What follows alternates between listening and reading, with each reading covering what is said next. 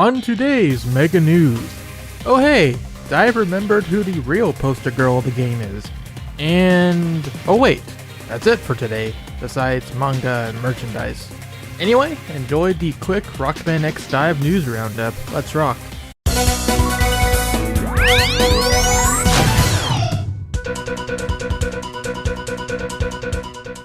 Welcome to your last Mega News Roundup for March 28th, 2022 to be exact. I'm ShadowRock as always, and I'm coming to you from the ShadowRockZX YouTube channel and the MegaManNetwork.com. So right now we're in the middle of the celebrations for the second anniversary of Rockman-X DiVE, Mega Man X DiVE, as it shows in the trailer that just came out today.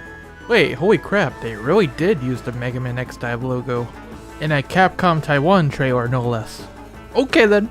Anyway, if you thought that Via was going to be the only second anniversary character, you would be wrong, because we have another coming this week.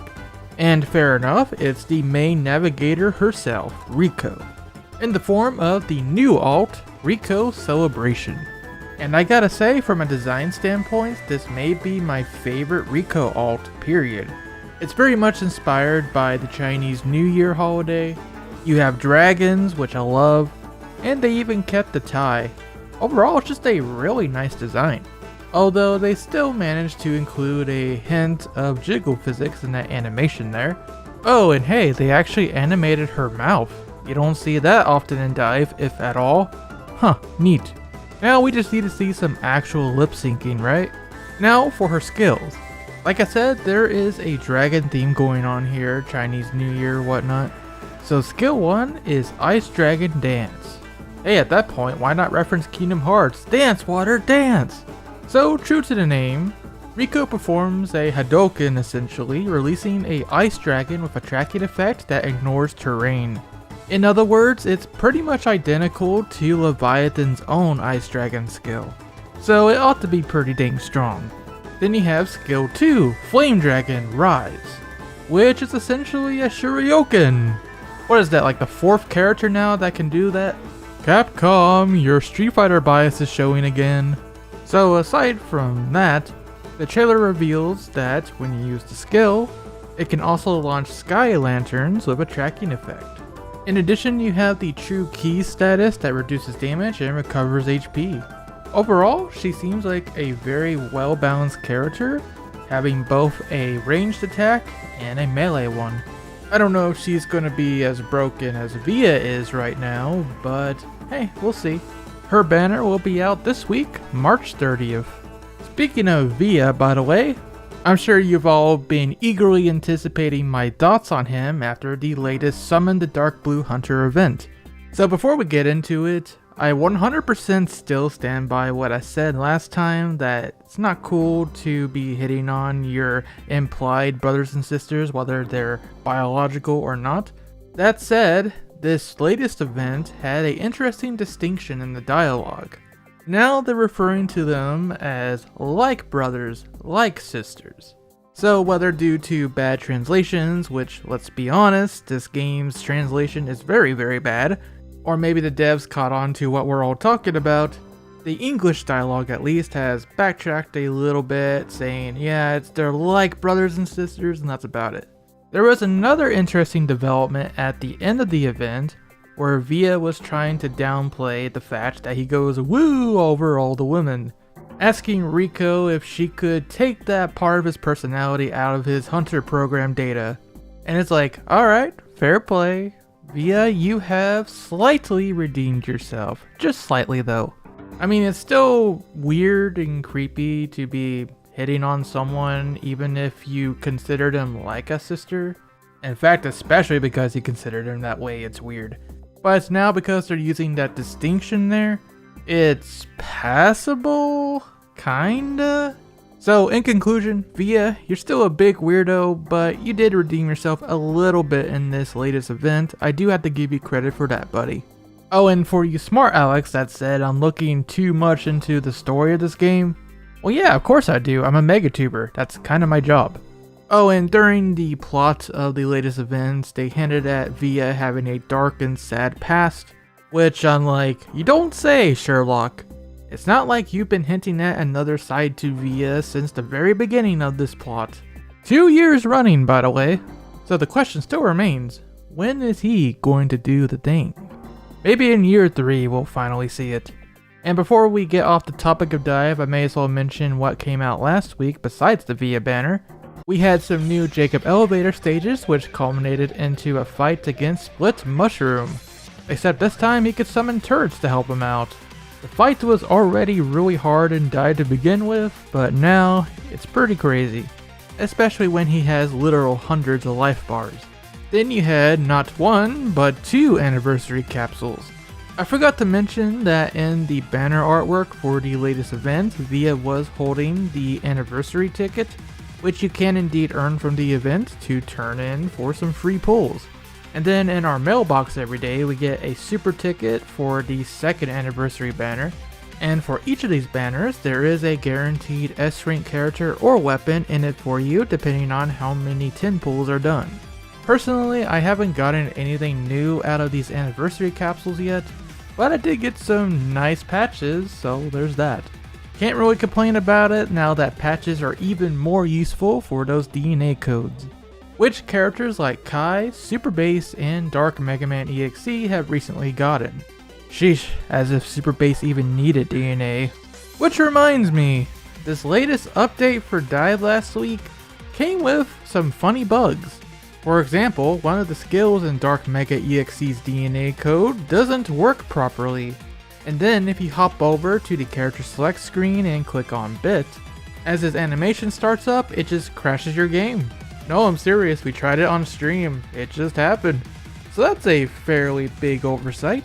And then perhaps the funniest one, besides the bits thing, has to do with the guild update, which added 2 new facilities, where you could send your characters on bounty missions to get these bounty crates. And the other facility allowed you to set up crystal-like things to get yourself buffs, like more experience, which I definitely need, and increased attack and defense. Oh, and finally we can increase the rank of our guild so we can increase the capacity for members. Before it was only 10 members at a time, but now as of this recording, the ShadowRockZX guild has 15 members because we went from rank E to D. And boy, is it going to be expensive to get to the higher ranks. But hey, it looks like they're finally expanding the guild mode, which was really barren before this point, so good on DiVE. What isn't so good on them is the fact that the guild crates you get from that bounty mode, well, they didn't even program the rewards for it, so when you open it, you just get kicked to the title screen. Oh dear. Never change, DiVE. Never change. And so last Friday, they did an emergency maintenance update to fix the guild crates. At least that is my understanding, because they only really talked about this update on their Japanese Twitter, not even on the English channels. But hey, at least they are addressing these things, so awesome. Now if only they can fix that bit crash, because I just tried it as I'm recording this and yeah, my game crashed again. Excellent. Well, there's always this Wednesday.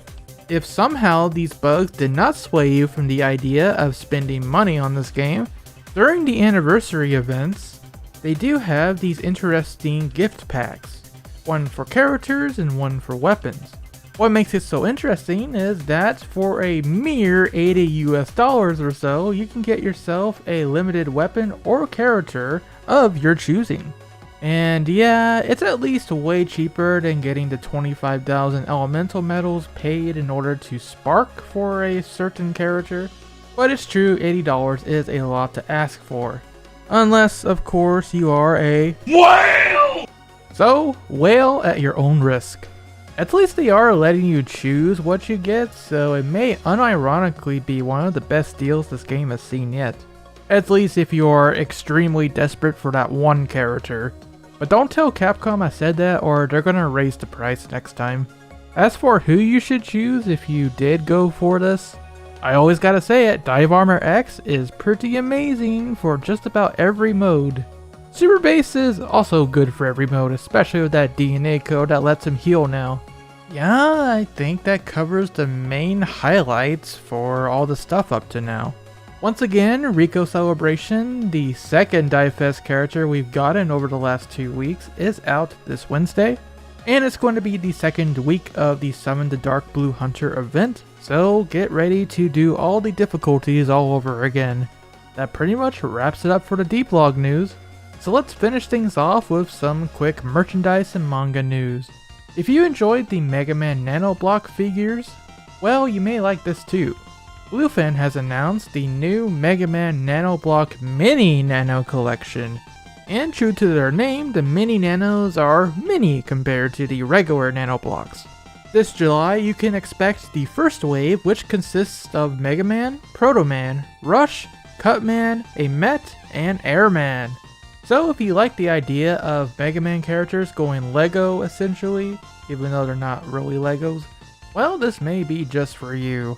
Check out the announcement video in the description below for more details, and over on Amazon.com you can order the complete set of the first wave for $36 US, and apparently it's due for November. Of course, it's always subject to change. If you want to snag that, I'll have an affiliate link in the description below. Finally, the latest chapter of Rockman-chan has arrived with episode 18 part 2. In this chapter, Base asks Dr. Wily to give him an upgrade, so that he can defeat Super Rushman, which he lost to before. Dr. Wily's idea? Just make Super Troubleman, sure. I love that face that Base makes. Even Trouble's like, shake my head. Meanwhile, Rockman-chan, Roll, and Dr. Light go to the fair. Fun stuff as always, so if you want to read the chapter in Japanese for yourself, you can do that in the link in the description below. Alright guys, that does it for today's Mega News Roundup. As always, stay tuned to ShadowRockZX for all things Mega Man, and visit themegamannetwork.com, that's themmnetwork.com, for Mega Man related editorials and videos like this one. If you would like to support our endeavors, we do have the channel membership program here on YouTube, where you can pledge as little as $1 a month for some perks. And with that in mind, I would like to personally thank all our channel members here on the channel, including our GA class supporters, Zero Scarlet, LML123, Vince Crystals, Adrian Cauldron, Chaos Bankai, RiCO Syndrome, and Austin Buford. Thank you so much guys for helping us keep this little thing we're doing here going, and we'll see you this Wednesday for the usual dive stream and all the other shenanigans we get up to. Until then, rock on and have yourselves a great time zone.